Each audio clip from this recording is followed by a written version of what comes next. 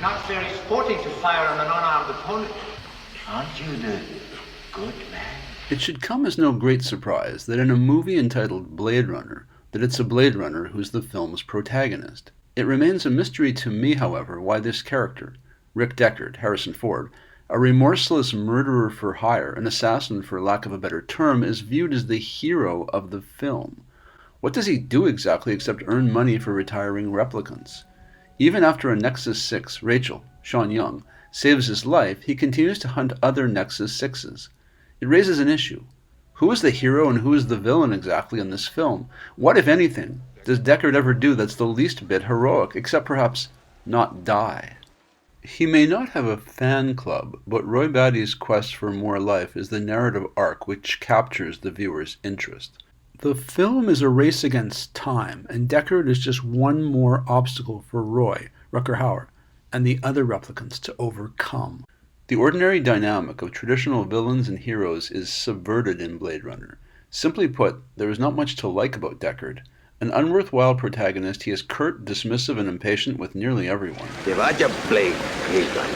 He say you Blade Runner. Tell him I'm eating. You ever see this girl, huh?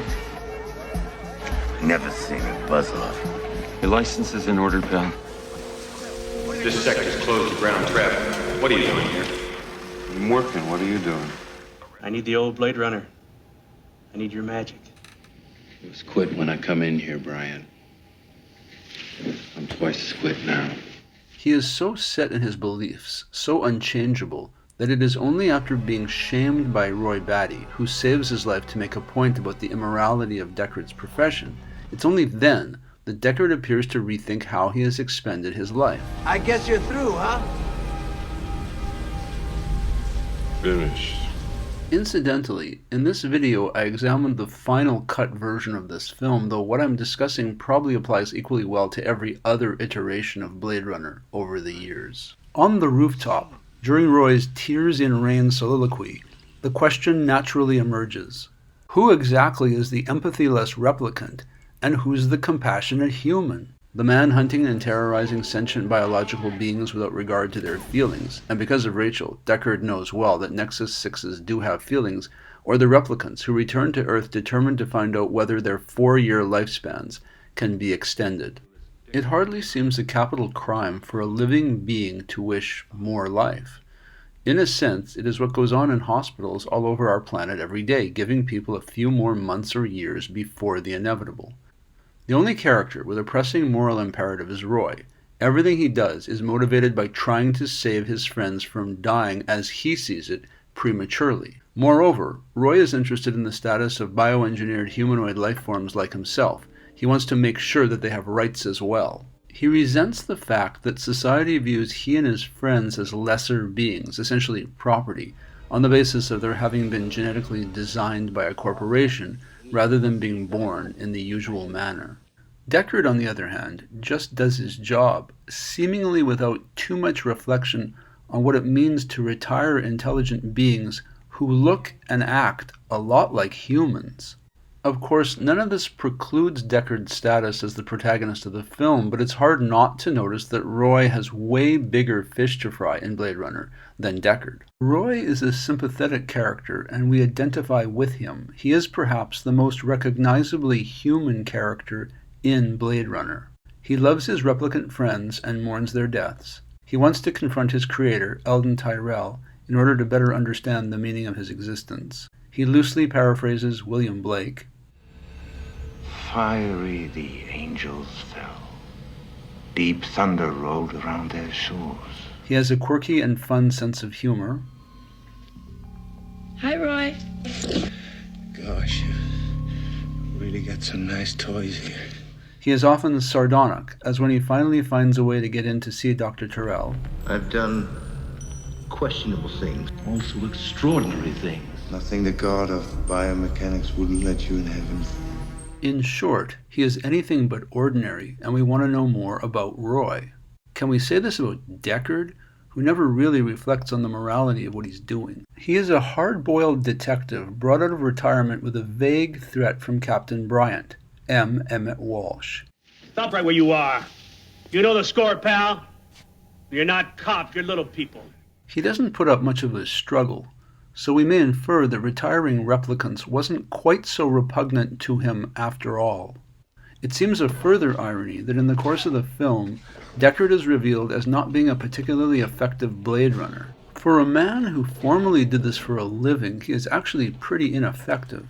He is set up to be killed 3 of the first 4 times he encounters a Nexus 6. Rachel is the exception.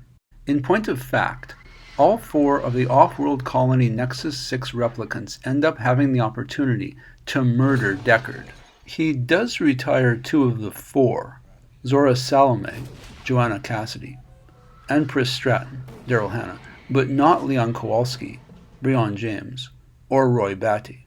Roy, of course, just plays with Deckard, breaking 2 of his fingers and returning his gun to him, and then playing a deadly game of hide-and-seek, in order to allow Deckard to experience how replicants feel each day of their lives, living as eternal second-class citizens in abject terror, having about the same rights as a rat in someone's basement.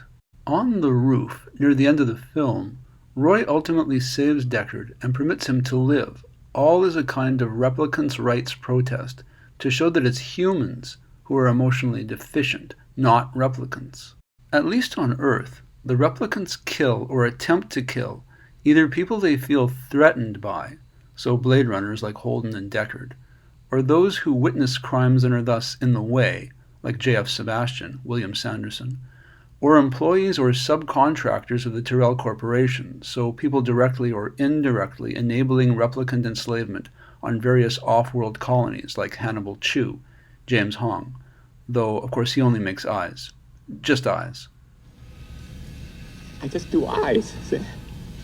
Just eyes. Genetic design. Just eyes.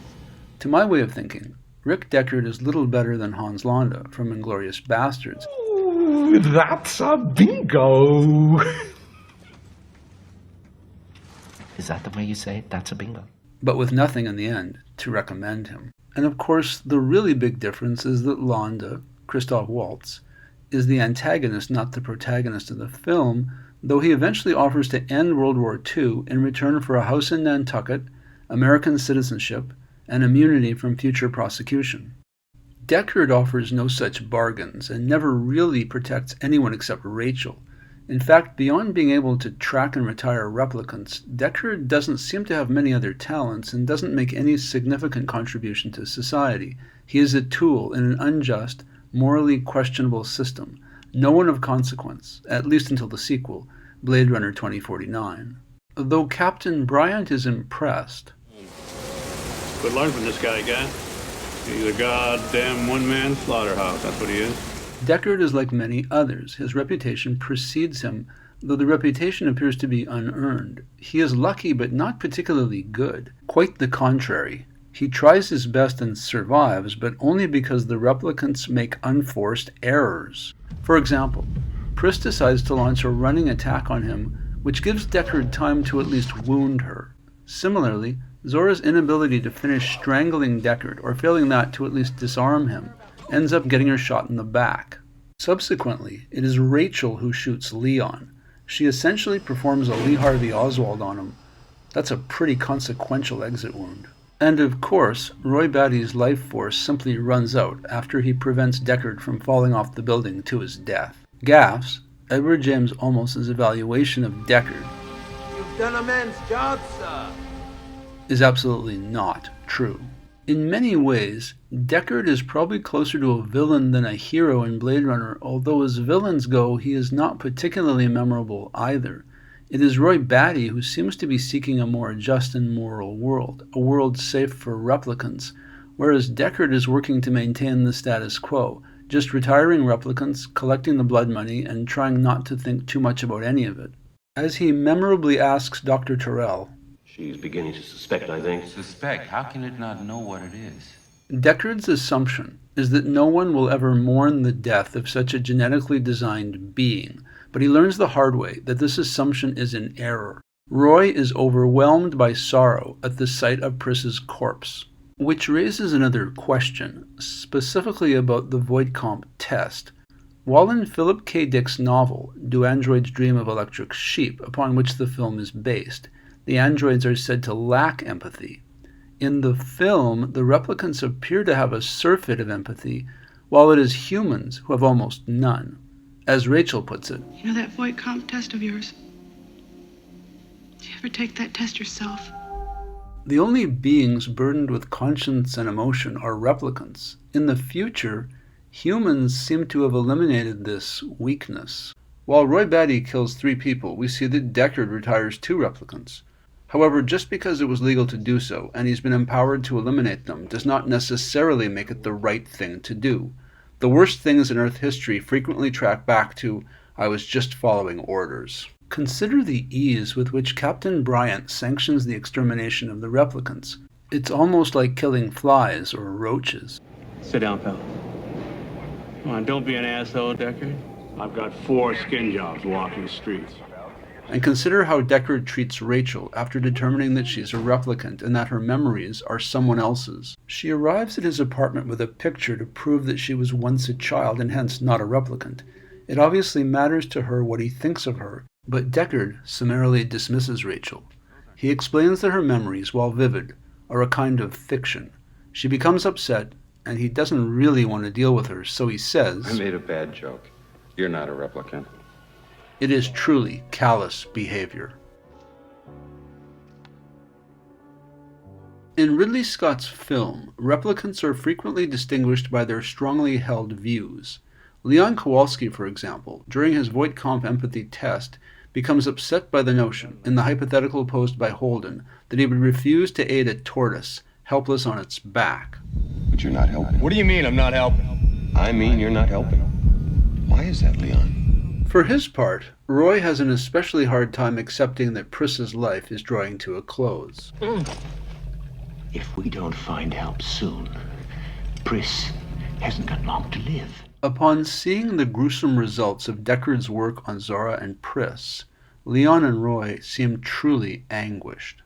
The replicants are social beings, whereas the humans tend to be alone a lot in Blade Runner, isolated, from Deckard to Eldon Tyrell to J.F. Sebastian. Sebastian is an especially sad case. Because of his Methuselah syndrome, he is not permitted to travel off-world. He lives alone in his apartment in the Bradbury building. For company, he creates partially living toys with whom to while away the hours. For their part, the replicants are a little like the survivors of any collective traumatic event. They prefer to spend time together because they feel that no one else can really understand what they have been through as slaves in the off-world colonies. Blade Runner fits into the tradition of film noir, a sci-fi take on the police procedural. Deckard is an ordinary lawman enforcing the laws of the society. He is presented as protecting ordinary citizens from dangerous replicants, beings far stronger than humans who might kill if provoked. They have so little to lose, after all. At the conclusion of the film, Deckard survives and can spend his life with Rachel. Meanwhile, the dangerous Roy Batty and the other 3 Nexus 6 replicants are all taken care of. A happy ending? Just one problem. This particular narrative isn't at all what happened. Roy spared Deckard, even after Deckard murdered some of his replicant friends, for money no less, thereby illustrating that replicants can be more humane than any human they encounter. And Roy is not dispatched by Deckard, but essentially dies from what passes for natural causes in a replicant. Like that famous saying about old soldiers, he kind of fades away. Roy Batty is put forward as the ostensible villain of Blade Runner, not because what he seeks is unjust or unsound, but because the society itself is fundamentally rotten right to the core. So much so that another character who would ordinarily be described as the villain, someone murdering strangers for money, is somehow presented as acting heroically, doing the tough, dirty work of getting rid of the unwanted replicants. Hard-boiled detectives solve crimes, they aren't assassins. Nevertheless, Deckard is presented in the same manner as if he were a traditional, identifiable, heroic protagonist. We see his car, his apartment, a kiosk restaurant he likes, how he comports himself in public, but it's Roy Batty, a creation of the Tyrell Corporation, who decides not to murder Deckard, not the reverse. Mercy, compassion, and goodness are just not a part of Deckard's repertoire. They are, however, part of Roy's. It is the replicant who ultimately empathizes with the terrified, weak human who came to J.F. Sebastian's place to kill for profit. The humans in the film invariably treat the replicants as something less than equals. Dr. Tyrell, Joe Turkel, for example, is downright cruel and dismissive of Roy, informing him of the harsh facts, 4 years of existence and no more. Tyrell may be a genius as J.F. Sebastian and Hannibal chew a test. Is he good? Your opponent? Oh, Dr. Tyrell? I've only beaten him once in chess. He's a genius. Tyro. He's big boss, big genius. He designed your mind. Your brain. Smart. But he seems blissfully unaware that he has created an entire race that has become an underclass in society in the off-world colonies, created to suffer and then die, engineered humanoid slaves. Tyrell has commodified the manufacture of these beings, born with no rights because they are not in fact born. Rather, they are made. All of this is academic. You were made as well as we could make you. Roy is surely not made as well as they could make him, since a dishwasher today has a longer warranty than a Nexus 6 in the film. Tyrell is basically blowing smoke. The replicants he creates are always forced to live a lie because their very existence on Earth is outlawed. Even in the off-world colonies, they have difficult lives, eternally on the outside of society looking in, doing the jobs no human would ever want, in essence a kind of cannon fodder. In Blade Runner, no one is really honest with one another. Everything is false identities and unlikely coincidences. Pris isn't really a homeless teen runaway, as she presents herself to J.F. Sebastian. And Sebastian didn't really come up with a brilliant, inspired move to defeat Dr. Tyrell in their chess match. Got a brainstorm, huh, Sebastian? Milk and cookies kept you awake, huh? Milk and cookies were absolutely not involved. Continuing on, Leon is not really a new worker at the Tyrell Corporation. Zorro's vocation is assassination, not exotic dancing. Rachel is not really Tyrell's niece. Deckard is not really a union rep with the American Federation of Variety Artists, though somehow he transitions into this role a little too easily. Excuse me, Miss Salome, can I talk to you for a minute? I'm from the American Federation of Variety Artists. The very term replicant is similar to the term replicate, which means to produce a copy of something. In the film, even the animals are fakes, like Zora's snake and the Tyrell Corporation's owl. It's artificial? Of course it is. Must be expensive. Very. In the end, even Rachel's memories turn out to be implants, not hers. This is where we really see who Deckard is. Once he administers the Voight-Kampff Test, the jig is up. Rachel is clever and knows that Tyrell wanted her to be the test subject to see how long it would take Deckard to determine that she was a Nexus 6. Otherwise, why administer the test in the first place? Upon this realization, she is extremely distraught, but this means little to Deckard. She is a replicant, thus unworthy of either dignity or sympathy, only retirement, though he's forced to revisit this after Rachel prevents Leon from murdering him. What if I go north? Would you come after me? No. I know you would. Rachel's creation by the Tyrell Corporation raises a provocative issue. Are her implanted memories any less valid because she did not actually live chronologically through them? And if so, why? Do not most people remember things as they wish they had been rather than as they actually occurred? Selective memory? In the end, all a being really is the sum of their experiences. Without memories to define who they are, people would be no more than blank sheets of paper.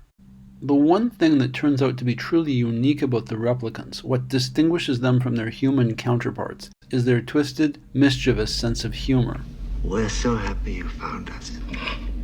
At certain points, it seems like Roy's lines were written by a borscht belt comedian. You Nexus, huh?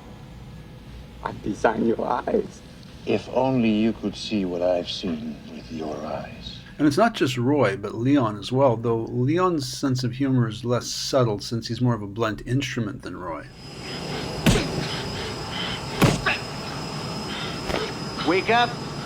Time to die. The best joke in the film may be Leon's answer to Dave Holden, Morgan Paul, when he asks Leon to describe only the good things that he recalls about his mother. Let me tell you about my mother.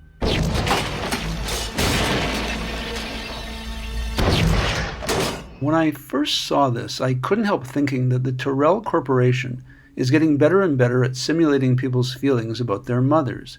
Even if you don't have a mother, like Leon, his reaction nevertheless seems a pretty good approximation of how conflicted many people feel about the woman who gave birth to them. To be sure, Leon has a few issues to resolve. Roy, however, is different. According to Dr. Tyrell, he is something pretty special. You're the prodigal son. You're quite a prize. I'm surprised you didn't come here sooner. And he seems proud of Roy and the things he's done, even after Roy admits that he's done certain things of which he's not so proud. I've done questionable things, also extraordinary things.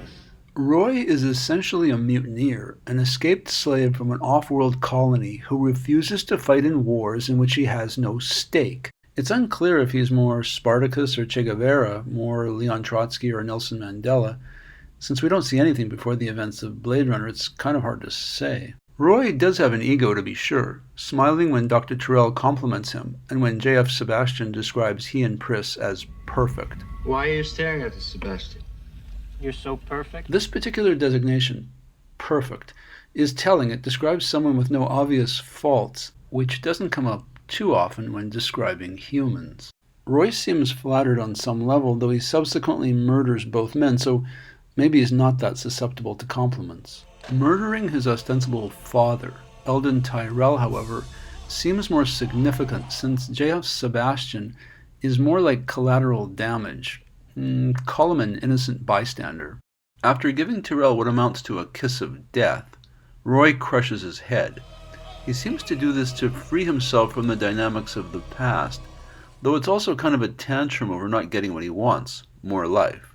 It could also be that he feels rage at Tyrell's seeming indifference at having been primarily responsible for creating a system in which replicants have no legitimate choices open to them beyond servitude. Rather than finish him by snapping his neck, for example, Roy crushes his skull so that Tyrell suffers and is conscious of being murdered for at least a little while before he succumbs. Yet causing pain does not stop with his creator. Roy inflicts pain on himself and Deckard as well. In the process of hunting Deckard in J.F. Sebastian's apartment complex, after deliberately breaking two of Deckard's fingers, again, something that Deckard can't ignore, Roy spots a large nail and pushes it through the palm of his own right hand. Roy seems aware that the fight with Deckard is not an entirely fair one, since replicants are much stronger and faster. He twice mentions the concept of sportsmanship, so the injury to his right hand may be a way of leveling the playing field, at least a little bit. Also, the pain he experiences seems to keep him from fading out entirely. He feels himself beginning to let go, and the pain seems to keep him rooted in the here and now. Replicants and humans share this, a capacity for both pleasure, as when Roy is reunited with Pris at J.F. Sebastian's, and pain, as when Roy sees the gruesome evidence of how Deckard retired Pris. Being alive means feeling things. Pain is Roy's way of feeling most alive in his last moments. To Deckard, a man, pain connotes weakness and vulnerability, but to Roy, pain is a reminder that he is alive and self-aware and that he is about to lose something really precious to him, his own existence, his own consciousness. Naturally, this stigmatic wound could also be interpreted as a reference to the story of the crucifixion, so in a sense Roy appears to be absolving Deckard of his sins against all replicants. There is also something here about penetration.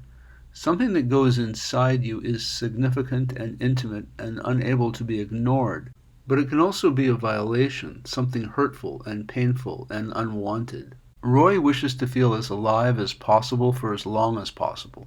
He does not wish to simply fall away into nothingness. Not yet. He wants to keep active, intellectually and physically, until the very end. This is surely why he allows Deckard to hit him as hard as he can with what looks like an iron pipe. Once again, pain makes Roy feel more alive, and it accentuates his physicality. That is, that he is a combination of both his intellect and his physical self. Show me something. Like what? Anything. We're no computers, Sebastian. were physical. Lastly, for film buffs, the nail through Roy's hand is also a nod to Sidney Lumet's The Pawnbroker, in which the protagonist, Saul Nosserman, Rod Steiger, is so upset by the sudden death of his assistant, Ortiz, Jamie Sanchez, that he cannot bring himself to scream and instead impales his left hand on the office invoice spike as a way of perhaps feeling something beyond numbness. It is a way of signaling that something is desperately wrong.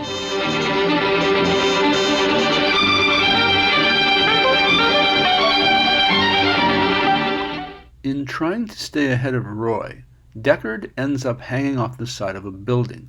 The question has sometimes been posed, why does Roy prevent Rick Deckard from falling to his death? At that moment in the film, it's almost business as usual for Roy.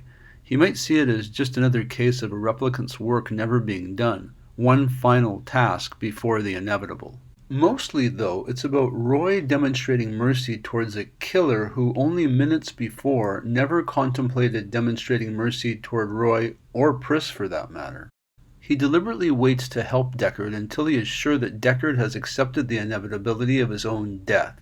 Roy then delivers a memorable line. Quite an experience to live in fear, isn't it? That's what it is to be a slave. Deckard perhaps misinterprets the meaning of the smile on Roy's face, waiting for him to fall to his death.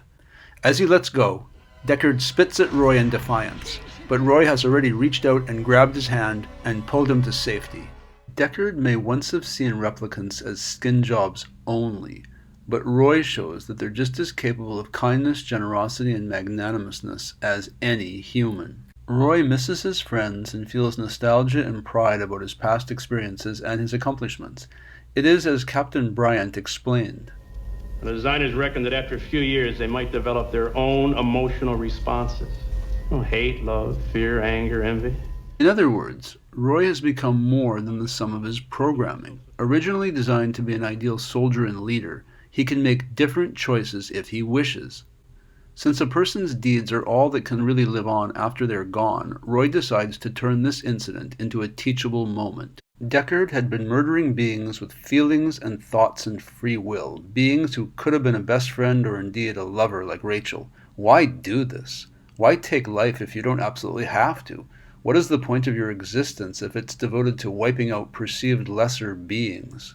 The ultimate irony of this scene is that it is Roy who isn't too sure that Deckard will get much out of it. He's largely given up looking for compassion in humans. He has to hunt Deckard and then defeat him.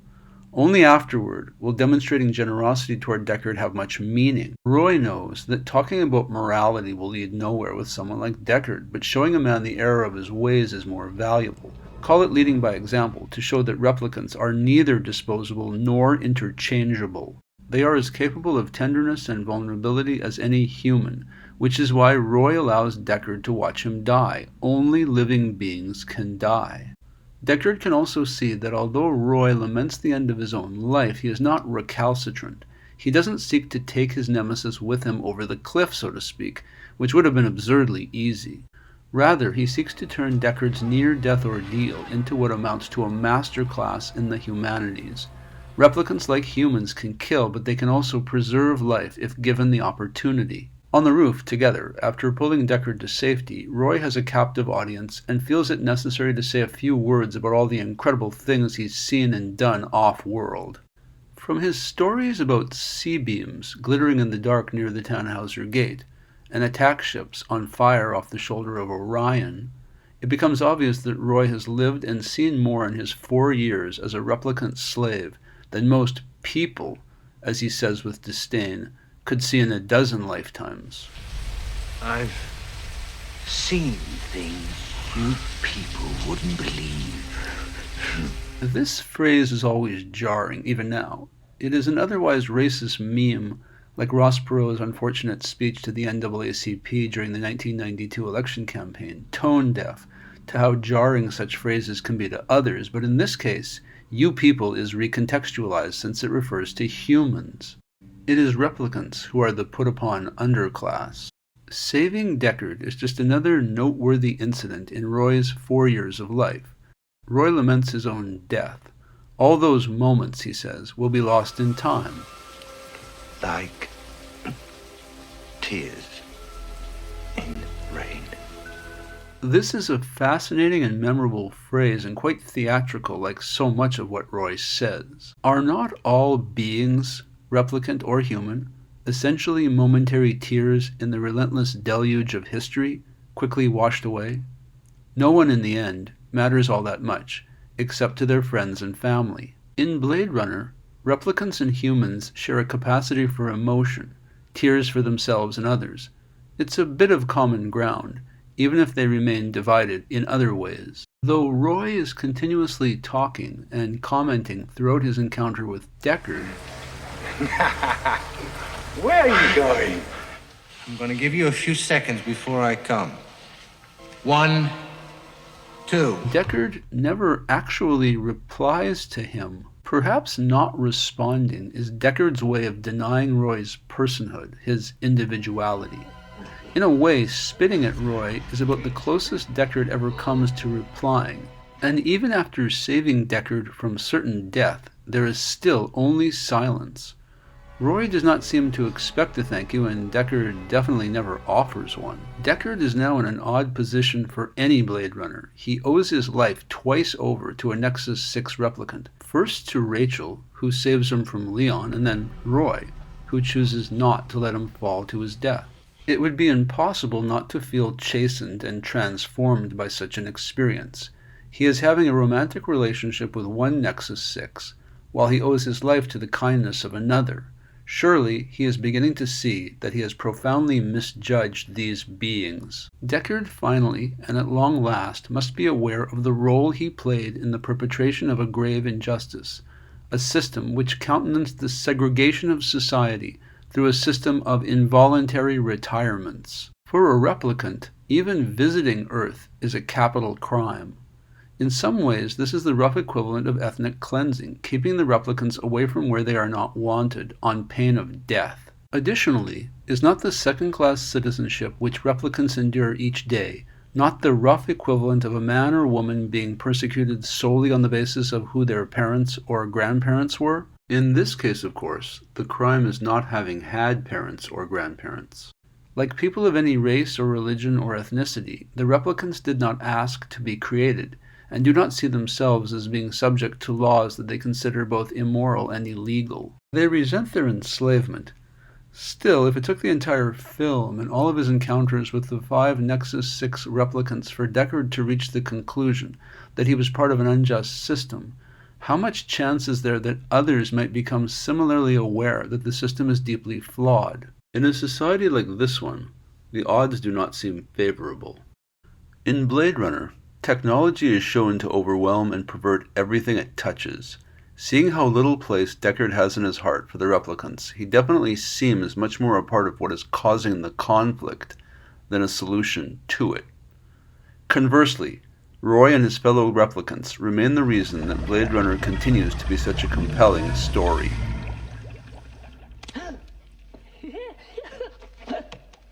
Roy understands that he cannot reform society, but he can change the mind of one Blade Runner and does so, memorably demonstrating to Deckard that replicants and humans have more connecting them than dividing them. For this reason, Roy remains the character who drives the story forward. His plight is what most concerns us. He seeks a better world, and he's not afraid to take a hit to make his point. That's the spirit! He uses his last minutes to deliver a memorable wake-up call to the protagonist, who was largely oblivious to the anguish and injustice which he'd been abetting, both throughout the film and undoubtedly for a long period before it as well. Thank you so much for watching. I appreciate your time. I would also like to thank those who have generously contributed to the channel. This includes Rye J, Richard G, and Brad W. It is my great pleasure to make such videos for you. Please consider becoming a supporter of the Obsessed with Cinema channel. The donation links are found in the description below. There's now a link to Patreon as well. As always, I hope you will return to watch other videos. What seems to be the problem? Death. I want more life, Father.